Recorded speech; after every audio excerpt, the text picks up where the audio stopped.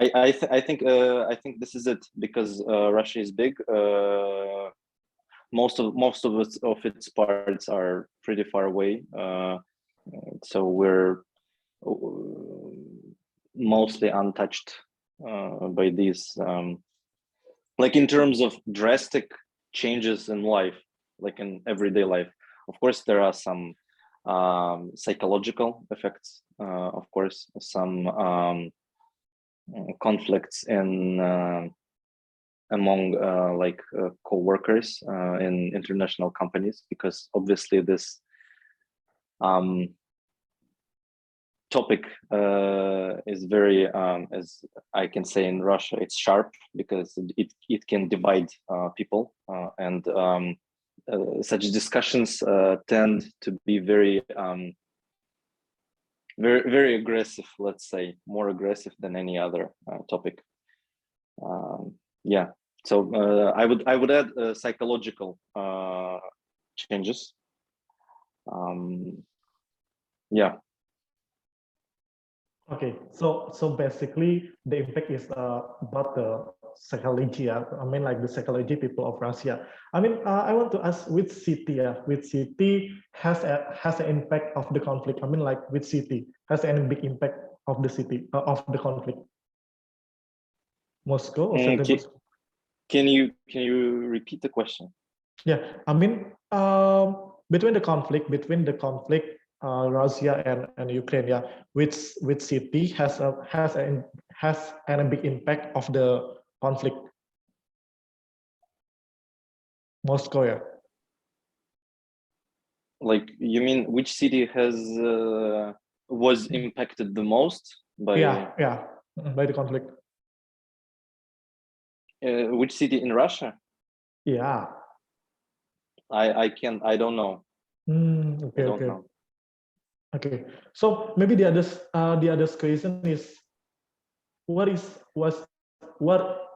the expectation? Yeah, what are the expectation or hope of the people of the Russia at this time about the war? Or yeah, I would like to add an important disclaimer. I'm here on behalf of myself, of Daniil Maslak. I'm not here on behalf of young people of Russia or of anyone. So I represent only myself, only my opinion, and I think it's important because I might misrepresent someone. So what are my expectations? My expectations are for peace to be reached and for the war to end as soon as possible. Okay, thank you, Daniel. So yeah, later on we will discuss back to you. And next, yeah, we have Mr. Robbie Tulit from Australia. Hello, Mr. Robbie. Hi, I'm sorry, I just had a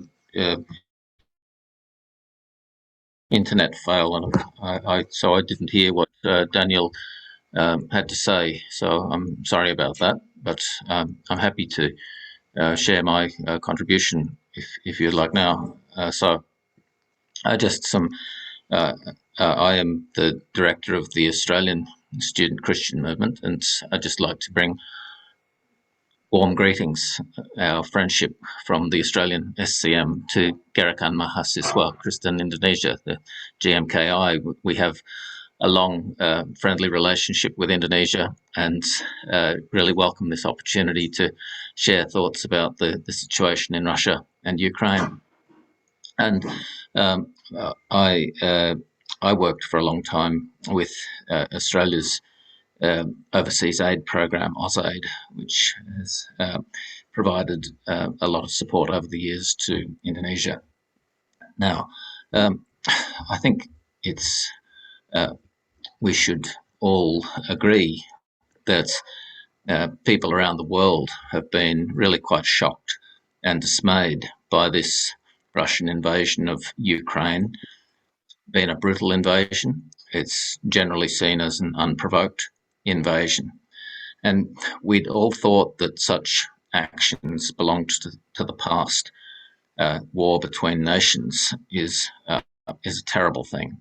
And we've got so many challenges in the world today without this sort of war. We have the pandemic, we have climate change, we have so many economic issues, all these big threats to world security and stability.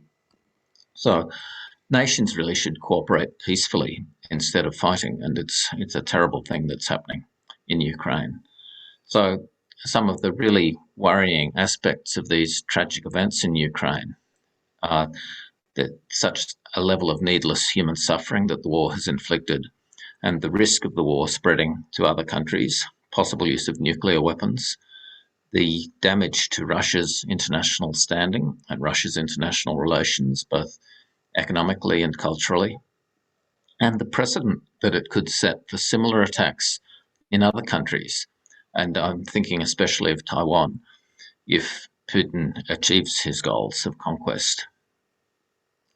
Our conversation is set in the context of our Christian faith, and Christian faith is about the struggle against evil. We're working together toward a world of love, truth, peace, harmony, justice, all of these values of God that are very distant from our world today, sadly. But these values really need to be proclaimed to confront the sort of corruption that has led to this conflict. Over the last 2 decades in power, President Vladimir Putin has steadily increased his direct personal control over the Russian nation. He has become, in many people's eyes, a dangerous tyrant, a despot. His control of the media has unfortunately led to a lack of accurate information reaching the Russian people and spread of many incorrect claims. The state television is militarized with propaganda instead of facts. Putin does not listen to the truth. Instead, he just hears his own lies. The economy is quite corrupt. There's a small clique known as oligarchs around Putin who have become fabulously wealthy at the expense of ordinary Russians. Putin has a palace on the Black Sea that was built at an estimated cost of 1.4 billion US dollars. Just extraordinary extravagance. There's a YouTube video, Putin's Palace, made by a dissident, Alexander Navalny, and it's really quite a disturbing symptom of this absolute power. And of course, Navalny is now in jail after an attempted murder attempt on him. And so I really do worry about Mr. Putin's sanity, I'm sad to say. But opposition to Putin for this unprovoked invasion really means support for the Russian people. Like other tyrants throughout history, Putin is trying to destroy what threatens his hold on power, and that's why he attacked Ukraine. Moscow has held military control over Ukraine for many centuries. And the worst event in this history was Stalin's hunger famine in 1933, known as the Holodomor, when he deliberately starved many millions of Ukrainians to death. And like the Tsar of olden times in Russia, Putin is an autocrat, a king. Nobody can say no to him. He's opposed to democracy and transparency. Yet these are the things that are needed for good governance, so Russia can become stable, just, and prosperous, returning to a membership of the international community of nations. Ukraine used to be a possession of Russia, and for it to become free and prosperous sets an example that would lead to similar freedom and justice in Russia. So Putin wants to make us an example of Ukraine. His reasoning is that, like his destruction of Chechnya and Georgia, if he destroys Ukraine, it will consolidate his personal power. Ukraine, though, is a sovereign country. It has a perfect right to make its own decisions. And for Putin to insist that Ukraine should obey his dictatorial demands is contrary to all modern ethical standards. Now, Russia has about 6,000 nuclear warheads, and if things continue to go badly for him in Ukraine, Putin might start using them. That would be the first hostile use of atomic bombs since the destruction of Hiroshima, Nagasaki in 1945, nearly 80 years ago. And that would be so incredibly dangerous, with all the risks of escalation into war with NATO. Here in Asia, the rise of China presents the risk of the invasion of Taiwan. Now, Taiwan is a free and democratic and prosperous nation that has no wish to be governed by the Chinese Communist Party. The support that the free world has shown to Ukraine, including military support and also sanctions against Russia, has been very important.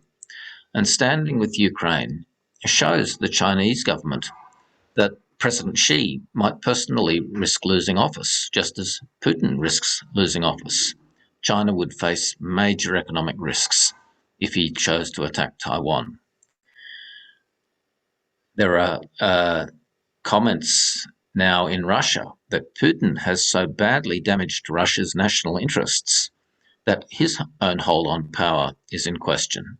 And China really cannot afford a similar catastrophe and should respect the international order of nations. Another factor with the Ukraine is climate change.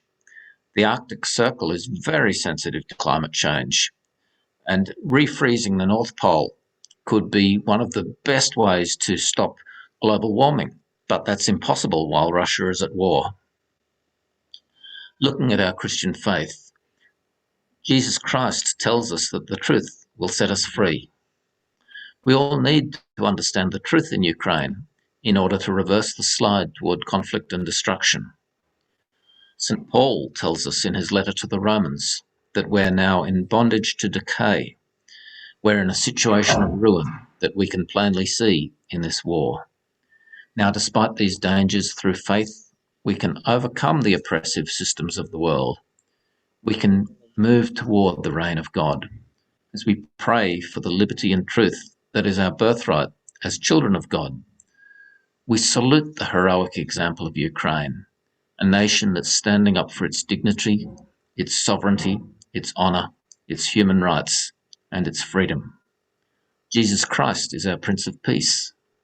Jesus brings a fellowship of reconciliation, a vision of a world of unity and love. In the name of Christ, our prayers are with the freedom of Ukraine. Thank you. Okay, thank you, Mr. Robi, for the presentation or your thought about the current condition between Russia and Ukraine. Okay, so the next one is we have Mr. Hokop Situngke from Indonesia. Hi, hello, Mr. Hokop. Hello, Mr. Firdaus. Hello, Mr. Daniel again, Mr. Robi. Okay. Okay, so you're gonna start the presentation, but before you start the question, yeah, maybe I will give you the question like, what are the impact from the conflict, especially for Indonesia, and how should it be handled? And honestly, what is the role from our government to overcome these impacts? Time is yours. Okay, thank you, Mr. Firdaus. We believe that, first of all, I want to give regards to all of you. Assalamualaikum warahmatullahi wabarakatuh. Peace be upon us. Thank you very much for tonight for the time. I've been hearing from Mr. Daniel and Mr. Robi, and we believe that the country, the Asian country, that giving respect for each country attitude or each country action or statement by this war, we are totally respect on Russia decision. We are totally respect on Ukraine decision, but some of it we have to give you some acknowledgement that there is something happen with your neighbors. There is something happen with your neighbors because of this big war. Yeah.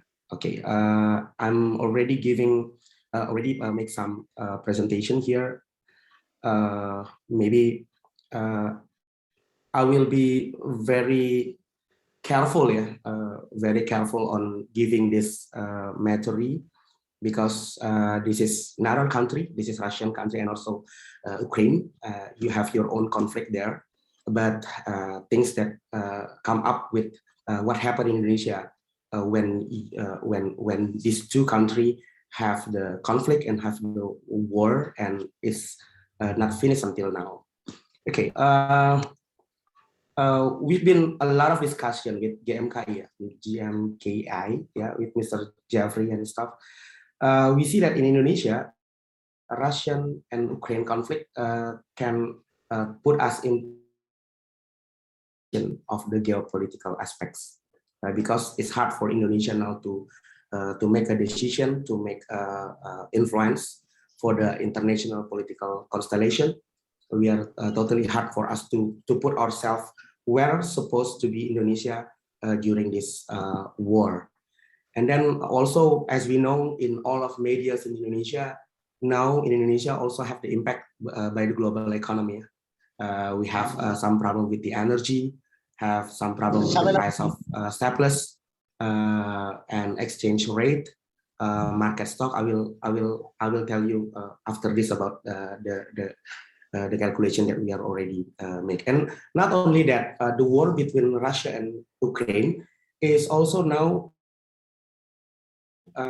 we see that it's totally different from 2014, because now the cyber war is become bigger and bigger. Yeah, the media social is also have a fight, but not only Russia and Ukraine, but all over the world is trying to take the voice for this conflict.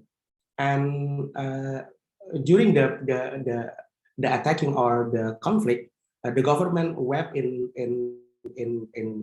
Ukraine also have problem, as we see that in several medias, and also bank security. And not only that, even in Indonesia, our defense cyber also have some problems, yeah, during the fight. Some of the research show us that data. And of course, the tragedy of humanity because of the military operation and the threats during between the countries, and also threats between the neighbor countries. Okay, as we look at now, we can browse it in the internet, what happened, because I think Mr. Daniel, I think better to explain what happened now and the war and stuff. This is what happened now, and also Mr. Robbie already mentioned about the sanction placed on Russia by the government around the world, and it's totally massive, yeah. And because of the sanction become massive, the physical and cyber welfare also become bigger, and it's trying to change a lot of things by the geopolitical relationships between countries. Okay, as our constitution in Indonesia, we have from our founding fathers, we are one of the country that's stating that colonialism and oppression in the world must be abolished, yeah, because it's not accordance with humanity and justice. This is written in our preamble in Constitution of the Republic of Indonesia on the year of 1945. But again, we are the country that really respect for each country action and attitude and statement because of this war. Okay, at the beginning, I already told you that what happened in Indonesia. This is the 5 main issues, yeah, on the war impact in Indonesia. One of it is the decline and instability of the rupiah's exchange rates against the Russian and Ukraine currencies. It's happened during the attack between February until now on May. And the capital market decline increase in foreign debt because of by numbers of debt to equity ratio in several government enterprises in Indonesia. This is the sample of government enterprises in Indonesia that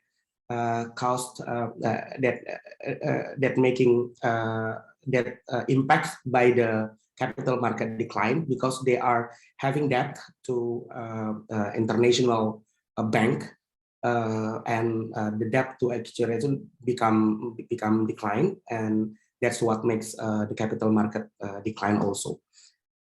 And loss of income due to falling exports, as I told you before. Some staples become very high at cost in Indonesia too, even though it's not totally impacted by the war, yeah. But we believe this is massive, yeah. This is massive because policies has to be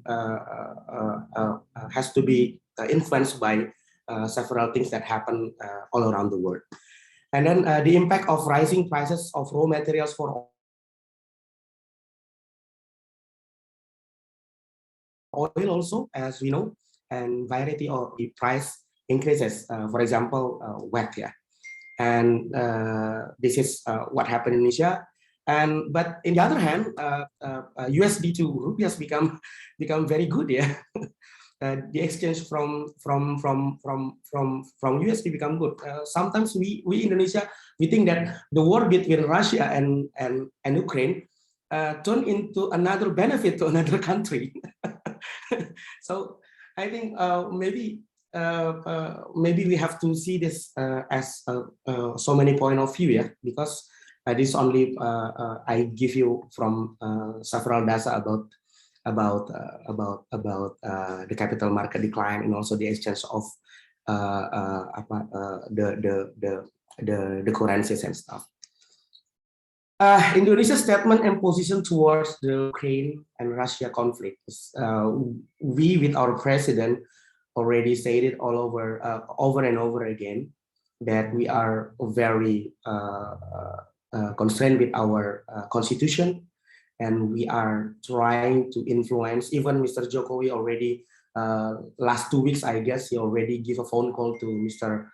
Vladimir Putin for telling him about our statement, our decision about the conflict between the two countries, because we are it can happen become worse to our country.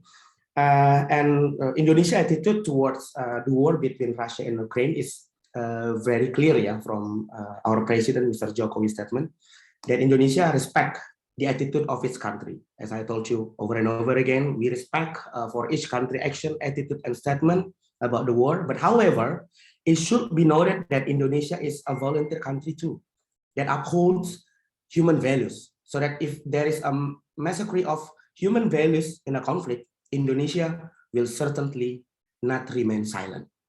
If any massacre of human values in the conflict of countries that have problems now that we are facing now. Okay, the last, maybe this is the old Indonesia proverb, yeah, win to charcoal, lose to dust. Indonesia we say menang jadi arang, kalah jadi debu. So in war, I think there is no win or lose, but some of the countries may be taking advantage of it. And maybe Indonesia, because Indonesia maybe is not too stable as an economy now, because we are also trying to develop everything here to facing, as Mr. Robi said, we are challenged by the environment, the issue of environment. We are preparing for the G20 and stuff. We are having, we want to be the front country that campaign for the sustainability, and we hope that this war become more faster to get into the conclusion, because as we told you in our old Indonesian proverb, win to charcoal, lose to dust. I think that's it. Maybe we can continue by discussion that what happened in Indonesia because of the war. Thank you. Okay, thank you, Mr. Hokap. Wow, the presentation very clear about the conflict and then the impact to Indonesia and how the government and so on. Well, the presentation is very clear. Thank you, Mr. Hokap. And yeah, we still have the last speaker that will give us a new perspective about our issue, about our topic today. And please welcome. Hello, Mr. Radityo from Estonia. Hello, Firdaus. Okay, so Mr. Raditya. Okay, so as the information that you are as a lecturer and the person who's take the doctoral with the focus on Asian discourse in Russian foreign policy. So how do you see about this conflict, and what is the real purpose? Yeah, the real purpose of the conflict. What is your view and thought? First of all, thank you. Thank you so much for the invitation, and thank you for the previous speaker, Daniel, Robi, and Hokap as well. I would share some of my thoughts maybe it's a bit different with the others, but then we can also have some discussion. So the first point I think that we have to acknowledge, as Robbie already mentioned, the human tragedy. So we cannot forget that there are thousands killed, especially from Ukrainian side, also million people displaced, especially in Eastern Europe. At the moment, I think millions, 4 or 5 millions of Ukrainians already displaced from Ukraine. Estonia, at least until this morning, already received 40 to 40,000 more refugees, which is, I know that it might sound small number, but if you compare it with the Estonian population with only 1 million, 1.3 million, then it's already a big number. And I think it is also important to remember that usually academics in my field tend to forget that whatever we discuss, usually we discuss the reason why this happened, why, for example, there is this aggression or invasion, but usually we tend to forget that there are human lives at stake here. That humans, that the Ukrainian people at least suffer from this situation. So I think that's one thing that I like to underline. The second point is because I think one of the questions submitted to me is the academic views regarding the war, and I would say even though most academics again agreed that this invasion and this war cannot be accepted, but there are some differences, especially when you ask why this happened. So I would just give you a brief survey. There are those who argue that this happens because of NATO. There are those who argue that this happened because of Putin's vision from the very beginning. You can actually trace his speeches from I think 2001 or 2002. It's already saying that Ukraine is not a country, that Ukraine does not exist, things like that. You can trace it. You can also argue, I think also academics already argued that this is a continuation of Russian imperialism in the region. So if you ask people from Estonia, from Latvia, from Georgia, from Moldova, all the post-Soviet countries, and they might have different version of what happened during the Soviet Union, the period during the Soviet Union. So Estonian, because I live here and I spoke with a lot of Estonians, the period of Soviet Union is always seen as this darkest period in Estonian history. I think Robbie already mentioned the Holodomor, the Great Famine in Ukraine, the deportation of many people from Estonia and from Ukraine to the far east of Russia, to the other part of Russia. I just visited, one of my colleagues from Indonesia just visited Estonia 2 weeks ago. And we went to this memorial, to the Estonian memorial of those people, soldiers, civilians who got either killed or deported to other cities in the Soviet Union at the time. So there are those who argue about this kind of, let's say, the imperialism aspect of Russian foreign policy. There are also those, I think, would argue that this is a miscalculation by Putin. If you remember, several weeks before the 24th of February, there are already discussion between Russian Foreign Minister Sergei Lavrov and the US Secretary of State, Tony Blinken, about a possible meeting between Putin and Joe Biden, a summit, so a leaders summit, to discuss Russia's worry about NATO's expansion in Eastern Europe. But suddenly, just when we heard that there might be some discussion, I think on the 21st or the 22nd of February, then Putin decided to acknowledge the independence of the republics in Eastern Ukraine, the two republics, and then just 2 days after the invasion began. So you can already see that people say, especially that it took very long until this moment. It's like 3 months. There are some in the very beginning. There are already someone who argued, or some people already argued, that it might be a very short war if you compare what the Ukrainian military has and the Russian. It's too far. So Russia is more powerful, but at the moment it's still ongoing after 3 months. So there are those who already argue that this is a miscalculation, and now that we need to find some way out of this. But again, I would just like to say that you can have discussion about the reason. You can have all the discussion about the reason, but and you can always blame one or the other. I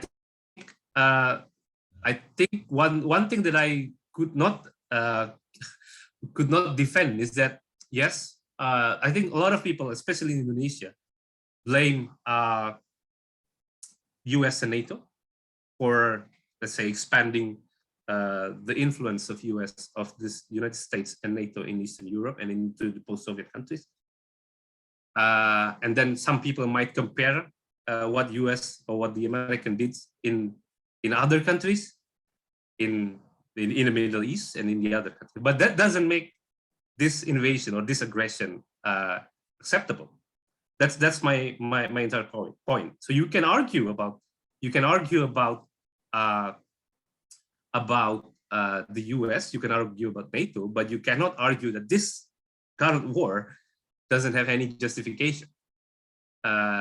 Ukraine doesn't attack Russia, so that's already a big red flag in the very beginning. So we can of course discuss about it later. My other point is that I think we have to separate the Russian government or the elite and the regime with the people. That's also very important.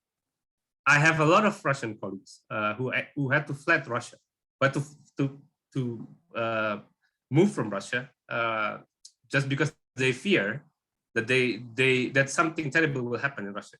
Of course, Daniel can speak more about that than me, but a lot of Russians in Europe, at least at the moment,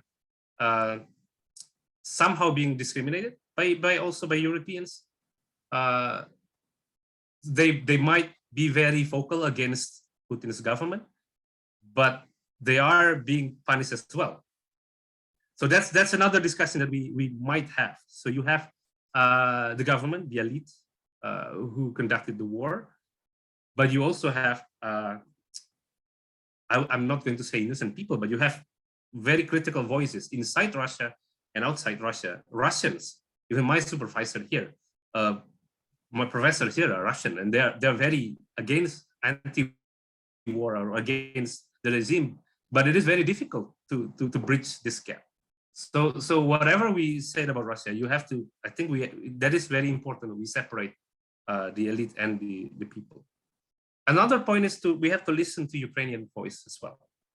I think also Robbie made a very good point that Ukraine is a sovereign country. Ukrainian people are part of this sovereign country called Ukraine. Yes, you can discuss what happened in 2014. You can discuss what happened in 2008, but they are sovereign and they have their own rights to decide where they are going with their own country. Whether that's involves some kind of revolution like in 2014, or whether via a more democratic election where Zelensky 3 years ago was elected. It's not our job to tell Ukraine what to do. It's their rights. So for a country, other country to just either invade the sovereignty of one country, and then at the moment, if you can read the news and many countries, including countries in the West, you can read Macron's speech or the German chancellor's speech that we have to negotiate with Putin, we have to find a way out of this. But you have to ask the Ukrainian president and the Ukrainian people what they want to do. And if you look at the latest survey, I think 97% have a very bad memory of Russia, and it's very understandable. I think 80-something% say that they are not going to give anything, any kind of concession, territorial concession to Russia. That's Ukrainian people. So again, you have to listen to them. And then my last point would be the impact of this war. Especially, I think one other question from the organizer is what other countries should prepare. I think other countries should prepare for a long war. I know that this afternoon, President Zelensky, the Ukrainian president, was invited to Indonesian forum the first time. He spoke and he said that yes, we want some kind of negotiation, but we will dictate the terms. So you can see that this could be a very long war. I don't think at this moment, I don't think both countries will just step down or step back. You can read the development in the ground. So you can see that this could be a very long war. Migration crisis already begun at least in Eastern Europe. Food crisis already began as well. A lot of wheat was stuck in Ukraine, couldn't leave, and there are other countries in the world, especially in Africa and in the developing world, that needs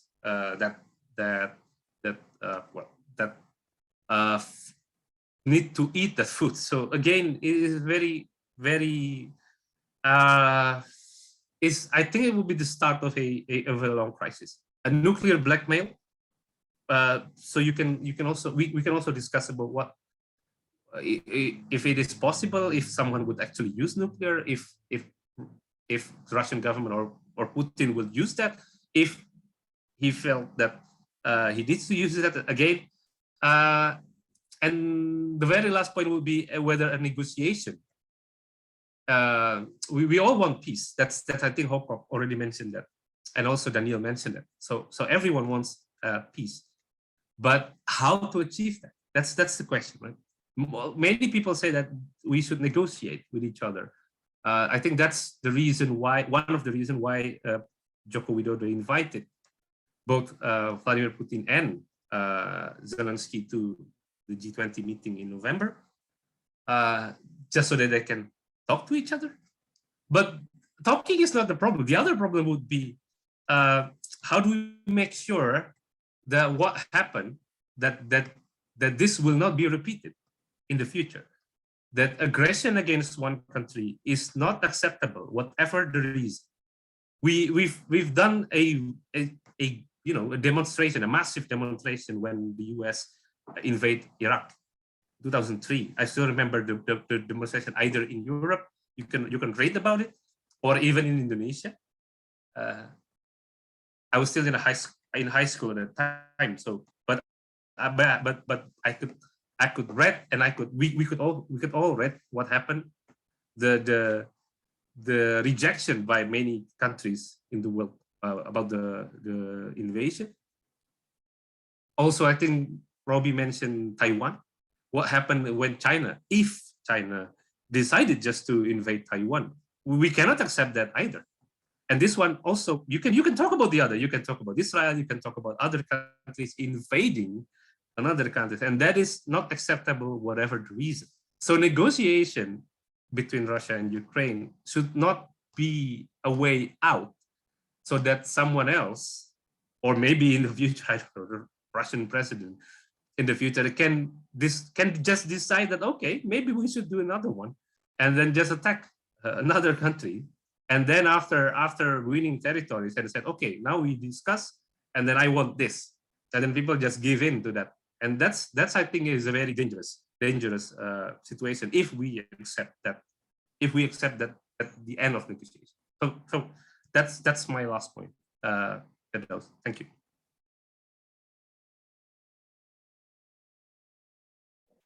Okay, wow. Thank you to all the speakers. Wow. How to say this is so interest, thought, and opinion from every speakers about the issue. Yeah. I believe that every speakers have their own view and opinion about the issue, maybe about the between the Russia and Ukraine conflict. And now we're gonna jump to the Q&A section. Yeah, if is there all of you who want to give the question? Yeah, just raise your hand or put your question on the chat box. Yeah, seems like there is one girl. Yeah, one girl who's already raised the hand. She is Lasria Sari. Okay, Lasria, time is yours. Hello everybody. Today is now is night in here. I am Lasria Sari Gultom. I'm from small city of Indonesia. If you know Danau Toba, I'm near from that. And whenever you want to come to Danau Toba, you can call me. I will join with you. So hi Daniel Maslak, Hokop Situngkir, Raditya Dharma Putra, Robi Tulip from Australia, and Firdaus Tompul. Thank you. It's such an honor to have a time to talk, to speak with you. I mean, this is a blast for me to talk with you and to see and to to talk about the geopolitics of Russia and Ukraine. So I don't want to talk about the geopolitics like the narrator of Narasimhan had talked to us, but I want to ask about the main topic of our discussion of our webinar today.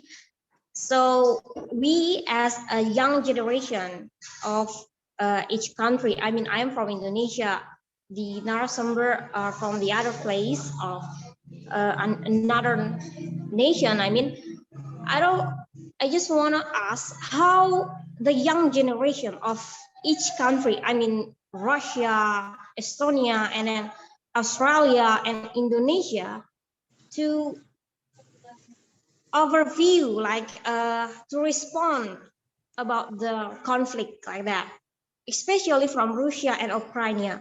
How they face that conflict, and what is the response of the young generation?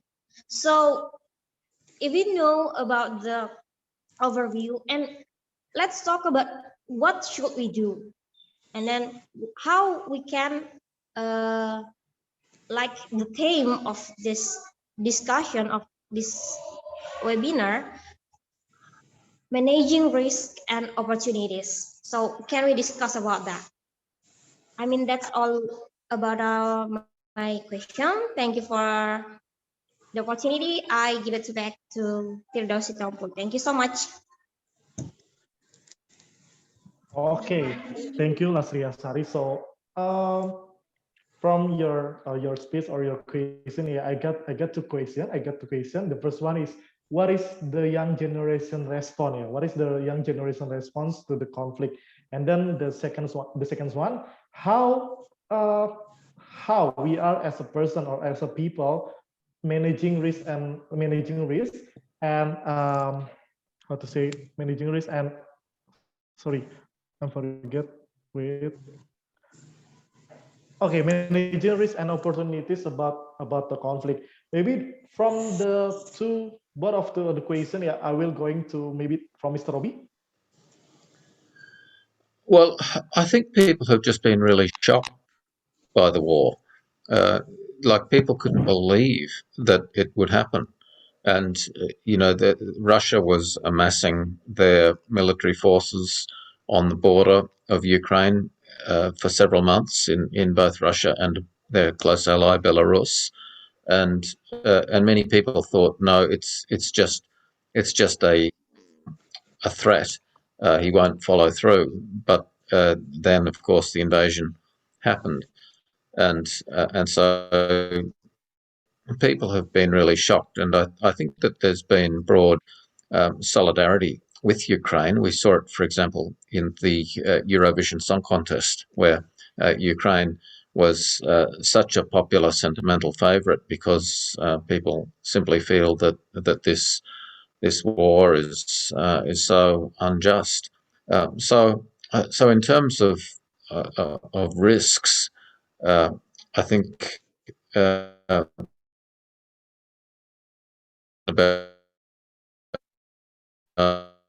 the risks, and as we move into a global situation where we're all interconnected, and where really our planetary security and stability are quite fragile, and so we really can't afford this sort of war. So the risks are very high, as to the opportunities.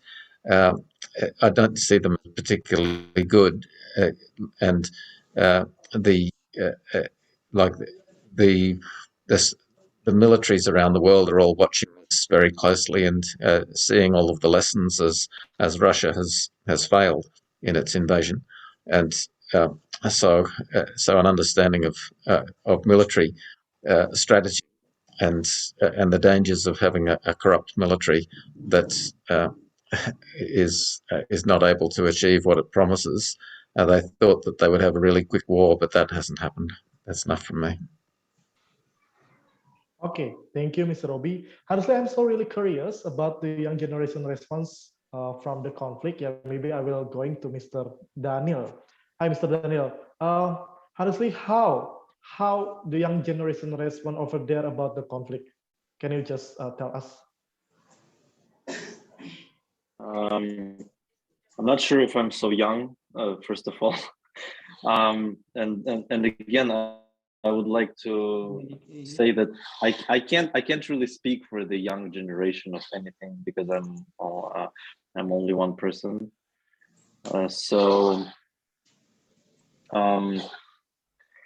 If we're speaking about like me, so can you by the way ask this question again?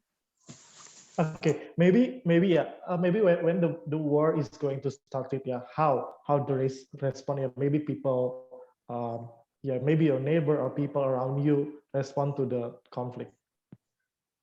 Yeah, this is a good one. I think I have understood the condition, which is, I don't know how to correctly translate it into English, cognitive dissonance. It's when I have, first of all, I have a lot of ancestors from Ukraine. My great grandfather from, and actually in Russia and in Ukraine, it's in 90% of cases there is some sort of interconnection. Ukrainians have Russian relatives, Russians have Ukrainian relatives, so it's like quite mixed up. And I work I have a lot of friends, I have a lot of acquaintances from Ukraine, and it was hard to communicate, not in terms of hatred, but in terms of I didn't know, for example, what to say. I wanted to say something. I wanted to say that for the first couple of days, I wanted to say that I'm sorry, but I didn't understand what I'm sorry for, because obviously I didn't do anything. And also I didn't understand how that helps my friends from Ukraine who see missiles in their yards and who have to sleep in the underground in the metro stations. Yeah, so I had to somehow, and we all had to somehow adapt to this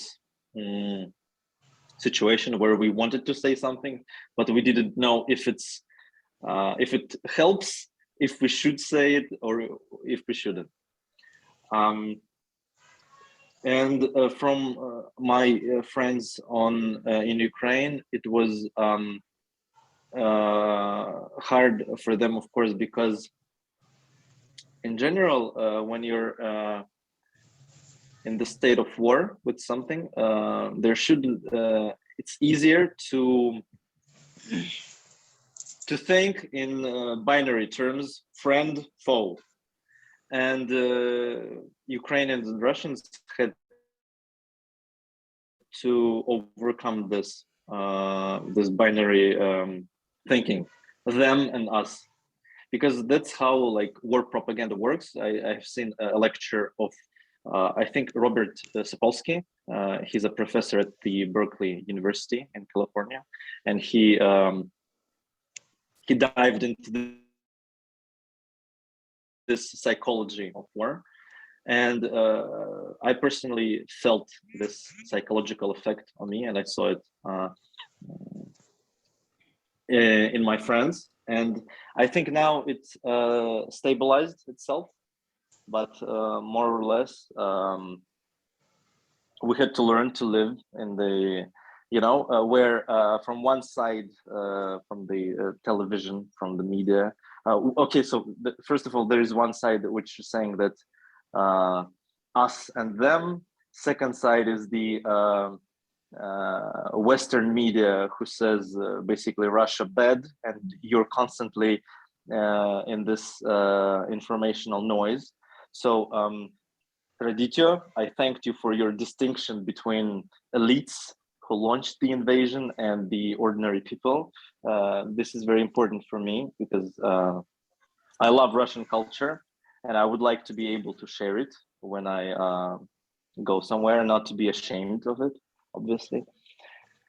So yeah, those are the like personal effects on me and on my like close circle.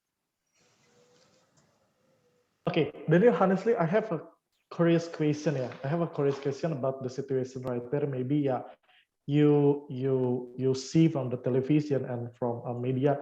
Are there still many Ukrainian people in Russia, or some people is already deported? I don't watch television. I try to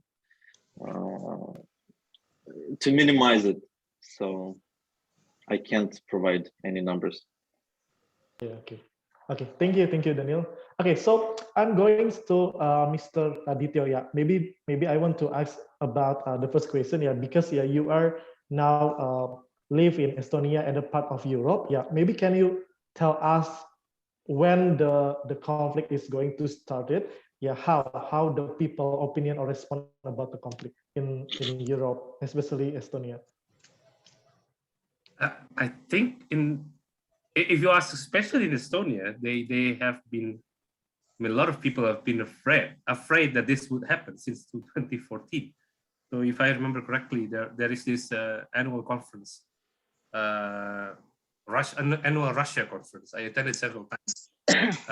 Basically, it's where the general and the politicians meet from the three Baltic states. So Estonia, Latvia, and Lithuania, they join, create a joint meeting, and then since 2014, they already talked that this would happen. So when it actually happens, they just say that, oh, see, we told you that this would happen. A lot of people in Europe, I think, at that time for several years already saying that Estonians are paranoid of Russia, that it won't happen, but it happens again. So that's one thing. Another thing is that I think if you ask young people, I've seen, again, it's quite similar to what Daniel already mentioned. I experienced the same thing. So in the very beginning, I have a very good friend, Ukrainian friends here in Estonia, in my city. I've incidentally met him during a gathering in the town, near the town hall. So it's like what do you call it in Indonesia? Alun-alun. So that's the center square, of my town. And then we gathered there. A lot of people bring Ukrainian flag, and I suddenly met my friends, and I don't know what to say. Whether I say, exactly what Daniel mentioned. So whether I say that I'm sorry, I think I initially say, how are you? That's a very insensitive question. I know that, but I don't know what to say at the time, because he looked very distraught, and I know that his family, I think his family, no, his family is in Kiev.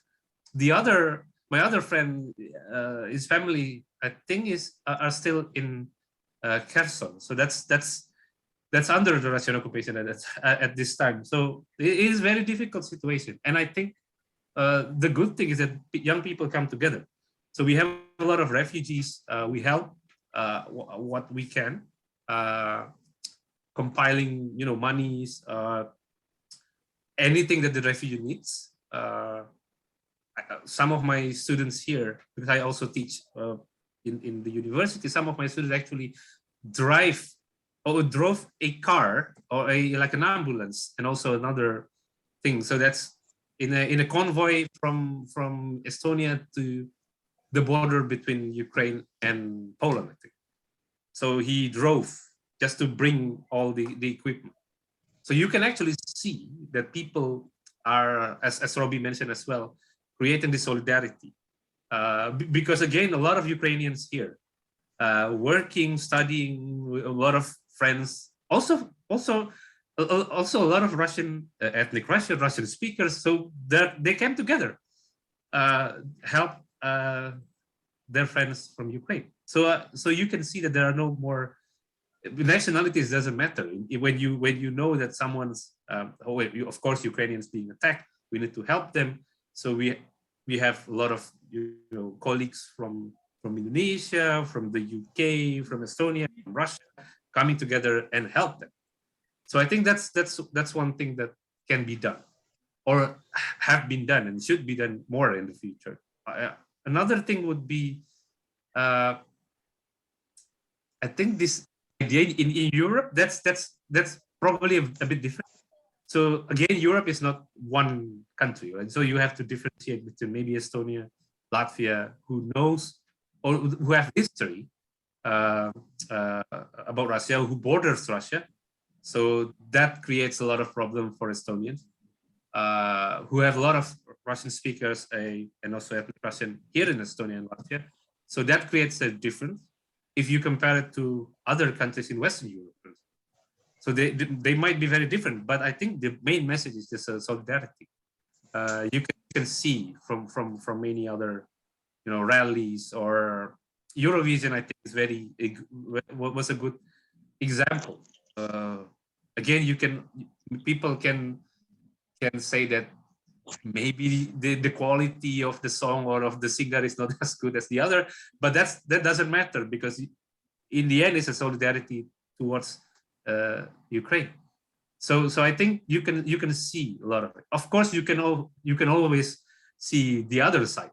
So you can also see people using cars, even in Estonia. I remember using cars to I think to support the invasion, just a couple, and then I think the Estonian government are very strongly against that display, and I think they made a new law saying that you cannot wear any symbols, any statement that support war. You can debate whether it's democratic or not, but at this time, the idea is to have a unified voice on Ukraine, and I think you can see Estonia is a very extreme example, I would say, because again, it's very small, borders Russia, so they are very strongly against this invasion. The more you move to the west, farther from Russia, that's what I can say. But again, the message of solidarity is still there. Okay, thank you, Mr. Adityo. And the last, I'm going to Mr. Hokop. Yeah, I'm not will ask about the response of young generation, but the question, because we are the same Indonesian people, and then maybe I want to ask about the question, the number 2. Yeah, how the government should do to take a step to manage risks and opportunities from this conflict. I think several sentences are already elaborated by Reditio. Yeah. When Lasria Sari asking about the youth and how the government act for this conflict, I think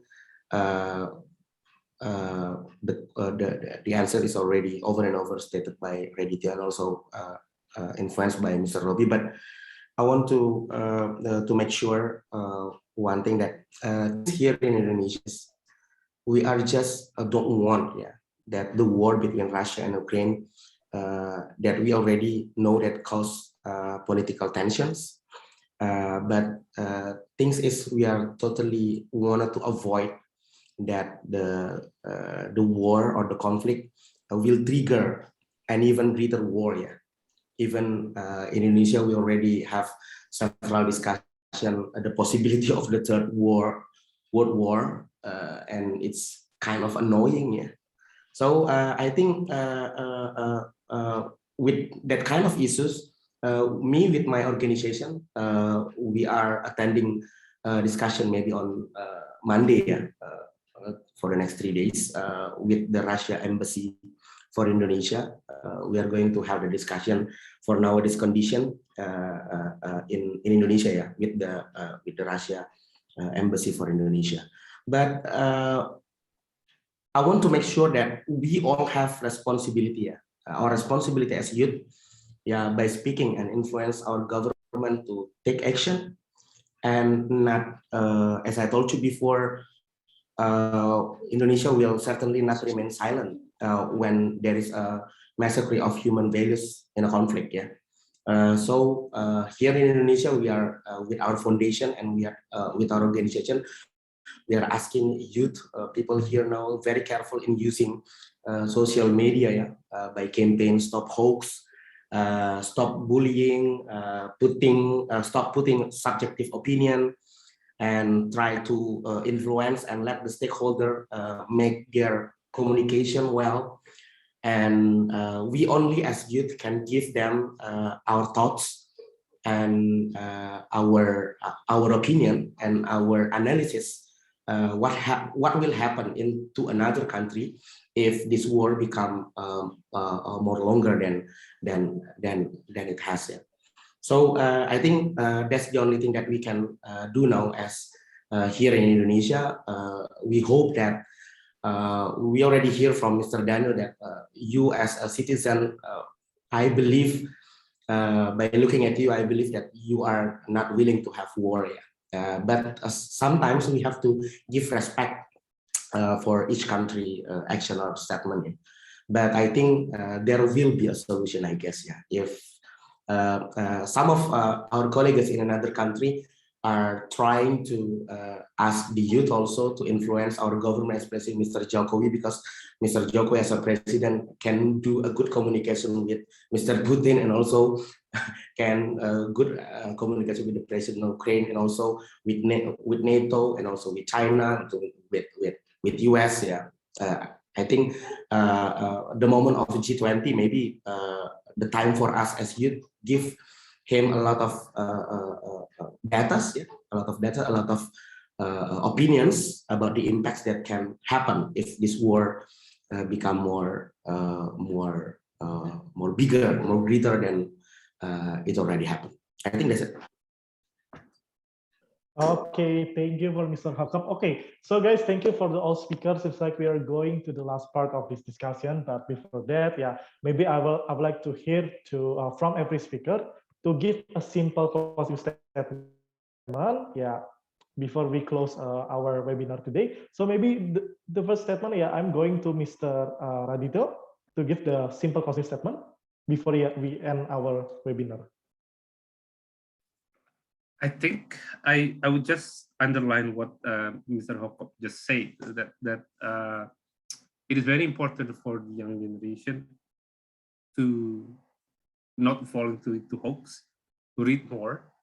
You have a lot of opinions, a lot of news from many sources in social media, especially.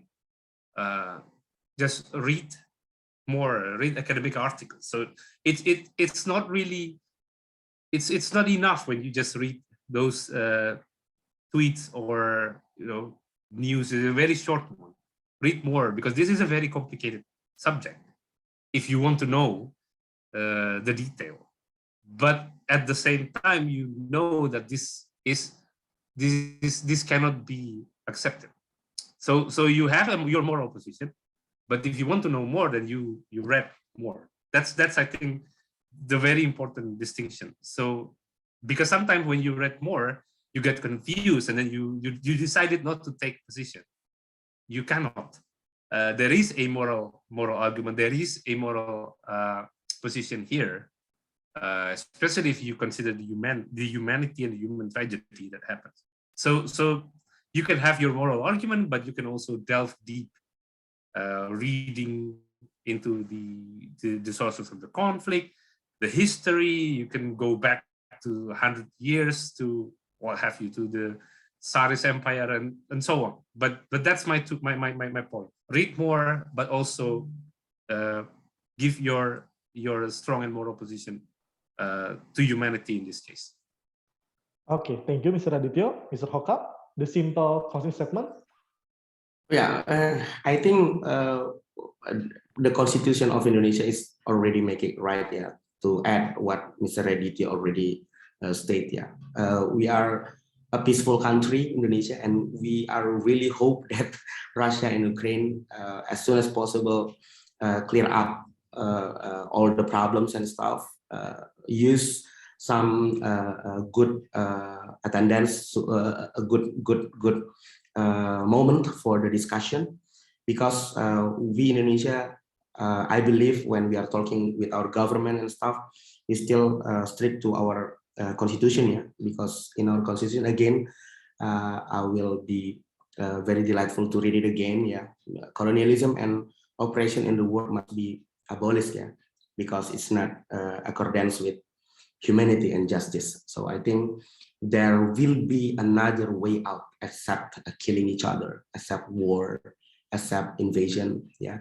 And we as a generation, young generation, has to give more good opinion, academic opinion, as Mr. Adityo already said, and we have to continuously influence our government to be the part of agent for changing, an agent for peace. That's it. Thank you very much, Firdaus. Okay, thank you, Mr. Hokop. Daniel, the simple closing statement. Yeah, I think more such events like this one definitely help to avoid conflicts in the future, because it's hard to it is hard to invade someone, to hate someone if you see this person's face, if you understand his story, if you understand his culture. So the more communication we have, the more such events like you have organized today we have, the less the possibility of any conflicts in the future. So I would like to thank you for the opportunity to have this discussion. Thanks. Thank you, Mr. Daniel. And the last one is Robbie. The simple closing statement. So, sorry, Mr. Firdaus, do you have a question for me? No, I mean like just give the closing statement before we end our webinar. Right. So I think that for GMKI Indonesia SCM to host this conversation is really very welcome, and I really appreciate and thank GMKI for taking the initiative, and we're together part of the World Student Christian Federation family, and we it just makes me feel how much our Christian religion is a force for peace in the world, and yeah, just the value of us, as Daniel was saying, coming together in conversation to build our mutual understanding. Thank you. Okay, thank you to all the speakers. Yay! Seems like we are going to end our webinar, but before that, we're gonna take a picture together. Maybe, yeah, all the participants and all the speakers can give this best smile, and then all the participants, can you open the camera so that we can take a picture together, and the communities will help us to take a picture together. Okay, so the communities, I think, are you ready? Yeah, and take a picture together, give the smile. 1, 2, 3. Okay, so the other one, maybe we can this one. It seems like love and peace. I don't know. Maybe we just like this one, show the peace. Okay, 1, 2, and 3. Yay! Okay, thank you. I just want to say that thank you to all speakers, from Mr. Daniel, Mr. Robi, Mr. Hoka, Mr. Robi, and all the committee. Very welcome. Yeah, all the committee and participants who joined our webinar tonight. Finally, we come to end of this event, and I want to apologize if during the discussion there was a mistake that was made, and we hope that from this discussion, yeah, we will give you a knowledge and a view for all the participants to attend to our webinar tonight. So, lastly, I'm Firdausi Tompo, and all the team would like to say thank you and see you in another discussion. Good night. Thank you. Thank you. Bye. Jesus bless. Bye. Thank you so much. Thank you very much. Shalom. Thank you.